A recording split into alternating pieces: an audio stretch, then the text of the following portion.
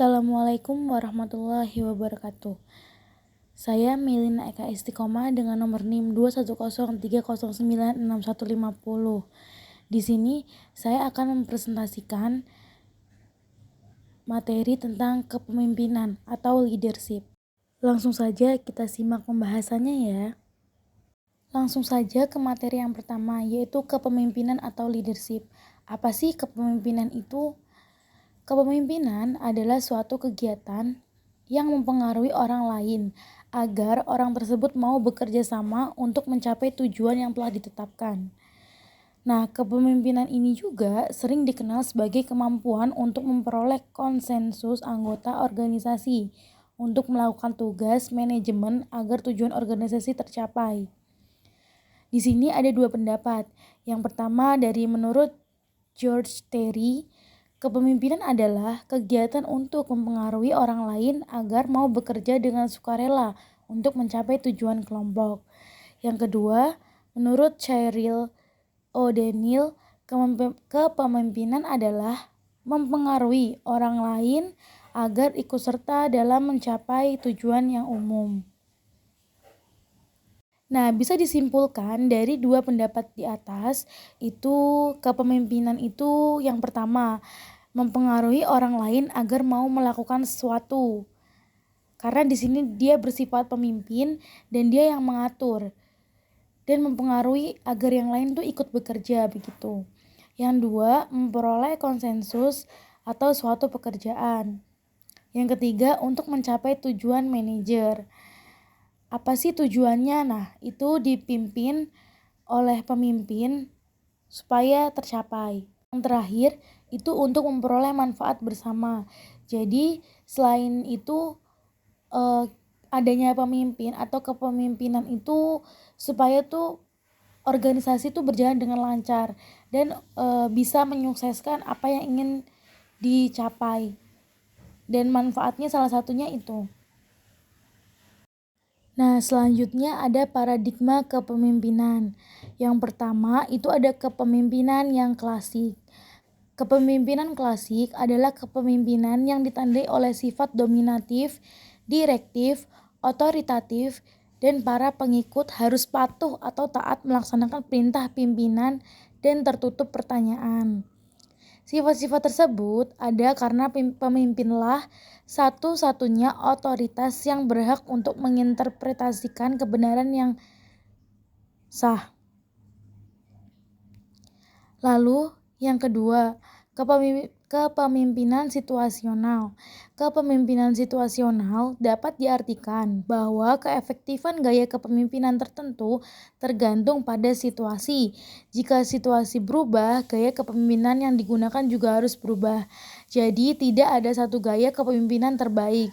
Situasi itu adalah lingkungan yang berada di sekitar pemimpin, baik dalam bentuk fisik maupun nirfisik, yang perlu dipertimbangkan sebelum memilih jenis kepemimpinan tertentu. Nah, selanjutnya yang ketiga, itu kepemimpinan visioner. Kepemimpinan visioner adalah kepemimpinan yang mengandalkan pada visi pemimpin sebagai inspirasi untuk menyetir pengikutnya. 3 hal yang dilakukan pemimpin visioner itu, yang pertama, menyadari perlunya perubahan. Yang kedua, menciptakan visi baru, dan yang ketiga, melembagakan perubahan. Nah, dalam literatur, paradigma ini sering disebut paradigma yang ideal, khususnya untuk melakukan transformasi organisasi. Paradigma visioner mengandalkan pemimpin sebagai pahlawan yang mampu menciptakan dan berbagi visi yang memenuhi kebutuhan dan motivasi pengikutnya. Komitmen dan keterlibatan pengikut sangat diperlukan untuk merealisasikan visi. Jadi, keterlibatan pengikut pemimpin, jadi kayak bos, terus bawahannya itu sangatlah diperlukan untuk merealisasikan visinya, untuk mencapai visi yang dibuat oleh seorang pemimpin. Nah, selanjutnya ada fungsi dan tugas seorang pemimpin. Seorang pemimpin secara umum berfungsi sebagai berikut. Yang pertama, mengambil keputusan. Jadi, seorang pemimpin itu harus bisa mengambil keputusan ya. Yang kedua, mengembangkan informasi. Yang ketiga, memelihara dan mengembangkan loyalitas anggota. Yang keempat, memberi dorongan dan semangat pada para anggota. Jadi seorang pemimpin itu harus memberikan semangat dan harus memberikan contoh yang baik untuk anggotanya. Yang kelima, bertanggung jawab atas semua aktivitas kegiatan. 6. Melakukan pengawasan atas pelaksanaan kegiatan. 7. Memberikan penghargaan pada anggota yang berprestasi. Nah, sedangkan tugas kepemimpinan dapat dijelaskan sebagai berikut. Yang pertama, berkaitan dengan kerjanya. Yang pertama itu ada mengambil inisiatif. Yang kedua, mengatur langkah dan arah. Misalnya mau dibawa kemana sih arah dari organisasi ini. Lalu memberikan informasi, memberikan dukungan, memberikan pemikiran, mengambil suatu kesimpulan. Jadi seorang anggota itu juga harus bisa menyimpulkan mana yang baik dan mana yang tidak baik, mana yang harus dikembangkan ke depannya, mana yang harus dipilah dan dipilih. Nah, yang kedua itu di bagian yang berkaitan dengan kekompakan anggota, yaitu mendorong, bersahabat, dan bersikap menerima. Jadi, anggotanya itu harus didukung, harus mensupport. Jadi, walaupun pemimpin dan anggota itu harus bersahabat, tidak boleh pemimpin ya sombong karena dia pemimpin dan dia tidak mendekati anggotanya. Dan bersikap menerima pendapat dari anggota. Pendapat apapun itu diterima terlebih dahulu, lalu dipilah dan dipilih mana yang harus diambil, jadi memutuskan. Lalu yang kedua, mengungkapkan perasaan. Yang ketiga, bersikap mendamaikan. Yang keempat, berkemampuan mengubah dan menyesuaikan pendapat. Yang kelima, memperlancar pelaksanaan tugas. Dan yang terakhir, memberikan aturan main. Jadi di sini sebagai pemimpin itu harus bisa memberikan aturan-aturan untuk anggotanya dan dia pun harus bisa mentaatinya karena sebagai contoh, karena dia seorang pemimpin. Selanjutnya yaitu ciri kepemimpinan.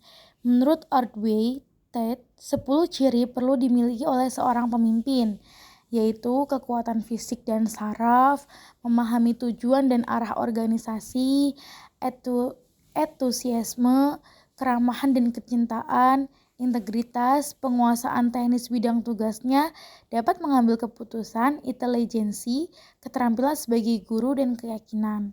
Nah, Millet mengemukakan 8 ciri-ciri kepemimpinan, yaitu yang pertama, kesehatan yang baik, kekuatan pribadi, dan ketahanan fisik.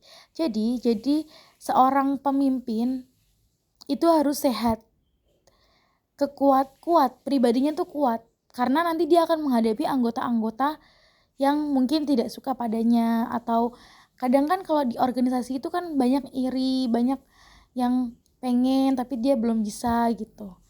Nah, dan ketahanan fisiknya juga harus kuat, selain mental, fisik pun perlu. Nah, yang kedua, memahami tugas pokok, komitmen pribadi terhadap kegiatan atau tujuan bersama, entusiasme dan kepercayaan diri. Jadi dia tuh harus paham tugasnya tuh bagaimana, tugas yang harus dikerjakan tuh arahnya kemana, dan komitmen pribadi terhadap kegiatan atau tujuan bersama. Jadi apapun kegiatannya dia harus mengikuti dan percaya diri intinya. Nah, yang ketiga, memiliki perhatian kepada orang lain, ramah tamah, memperhatikan masalah orang lain. Jadi seorang pemimpin itu harus perhatian kepada orang lain, kepada anggotanya, kepada bawahannya, harus ramah. Ketika disapa oleh anggotanya, senyum, jangan hanya marah. Lalu perhatikan masalah orang lain. Jika salah satu anggota misalnya sedang terkena masalah atau musibah, ditanya bagaimana keadaannya. Jadi seorang pemimpin tuh harus mendekatkan diri kepada anggotanya seperti sahabat begitu. Yang keempat, intelijensi. Tidak perlu harus memiliki pengetahuan yang diteliti atau ahli, tetapi common sense yang baik, kemampuan yang siap dan cepat untuk memahami unsur-unsur yang esensial dari informasi yang perlu, dan kapasitas untuk menggunakan pengetahuannya. Yang kelima, integritas, memahami kewajiban moral dan kejujuran, kemauan untuk menjadikan pencapaian sesuatu sebagai hasil bersama. Nah, yang keenam, sikap persuasif, di mana kemampuan mempengaruhi orang lain untuk menerima keputusan-keputusannya. Jadi, dia harus bisa mempengaruhi anggotanya untuk anggotanya tuh bisa menerima keputusan yang dia ambil. Yang ketujuh, kritis, kemampuan untuk mengetahui kekuatan dan kelemahan orang yang bekerja dengannya dan bagaimana memperoleh kemanfaatnya secara maksimal bagi organisasi. Nah, dia tuh harus mengetahui di mana titik anggotanya tidak bisa dan di mana anggota itu tuh apakah baik menjalankan tugasnya, apakah bisa menjalankan tugasnya yang ia berikan, begitu. Yang kedelapan, kesetiaan, perhatian penuh kepada kegiatan bersama dan juga kepada orang-orang yang bekerja dengannya. Semangat mempertahankan kelompoknya terhadap serangan dari luar. Nah, menurut Ki Hajar Dewantoro, telah merumuskan dasar kepemimpinan guru dalam pendidikan yang dapat diterapkan pula dalam bidang lain, khususnya dalam pemerintahan. Apa aja sih itu? Nah, yang pertama itu ada Tutwuri Handayani, yang kedua ada Ing Madyo Mangunkarso, dan yang ketiga ada Ing Ngarso Sungtulodo. Nah, selanjutnya ada level dan keterampilan yang harus dimiliki oleh seorang pemimpin. Kepemimpinan dibagi menjadi 3. Yang pertama, level top leader atau top management. Yang kedua ada level middle leader atau middle management. Dan yang ketiga ada lower leader atau lower management. Nah, yang pertama itu level top leader atau top management. Pimpinan puncak, misalnya direktur utama, melakukan tugas yang bersifat konseptual, yaitu melakukan perencanaan yang harus dilakukan seluruh anggotanya. Yang kedua ada level middle leader atau middle management, yaitu golongan menengah, misalnya staf, produksi, dan manajer keuangan, melakukan tugas konseptual sebagai penjabaran dari top management, juga melakukan pekerjaan tersebut. Penguasaan teknis relatif itu penting. Nah, yang ketiga ada lower leader atau lower management, golongan bawah, misalnya ada supervisor, ada mandor, dan pelaksanaan teknis, harus menguasai teknis, sedangkan konseptual tidak begitu penting. Selanjutnya ada gaya kepemimpinan. Gaya kepemimpinan secara umum dapat dikategorikan sebagai berikut. Yang pertama, orientasi pekerjaan atau task oriented. Yang kedua, orientasi kekompakan atau human oriented. Dari dua gaya kepemimpinan tersebut berkembang gaya yang lain seperti gaya kekompakan tinggi, kerja rendah. Gaya kerja tinggi, kekompakannya rendah. Gaya kerja tinggi, kekompakannya tinggi. Gaya kerja rendah, kekompakannya juga rendah. Nah, di sini juga ada persyaratan ideal bagi seorang pemimpin atau pimpinan ya. Menurut George R. Terry, pemimpin harus memiliki ciri sebagai berikut. Yang pertama, mental dan fisik yang energik. Yang kedua, emosi yang stabil. Yang ketiga, pengetahuan human relation yang baik. 4. Motivasi personal yang baik. 5. Cakap berkomunikasi. Yang keenam, cakap untuk mengajar, mendidik, dan mengembangkan bawahan. Yang ketujuh, ahli dalam bidang sosial. Dan yang kedelapan, berpengetahuan luas dalam hal terikat dan manajerial. Selanjutnya menurut Harold Count dan Kyrell O'Donnell, ciri-ciri pemimpin yang baik adalah yang pertama, tingkat kecerdasannya yang tinggi. Yang kedua, perhatian terhadap keseluruhan kepentingan. Yang ketiga, cakap berbicara. Yang keempat, matang dalam emosi dan pikiran. Yang kelima, motivasi yang kuat. Jadi menurut ini Harold dan Kyrell itu pemimpin yang baik tuh ada ciri-cirinya itu ada 5. Yang tadi sudah saya sebutkan 5-5-nya ya. Nah, mungkin cukup sekian penyampaian materi tentang kepemimpinan atau leadership dari saya. Kurang lebihnya mohon maaf. Wassalamualaikum warahmatullahi wabarakatuh. See you next time.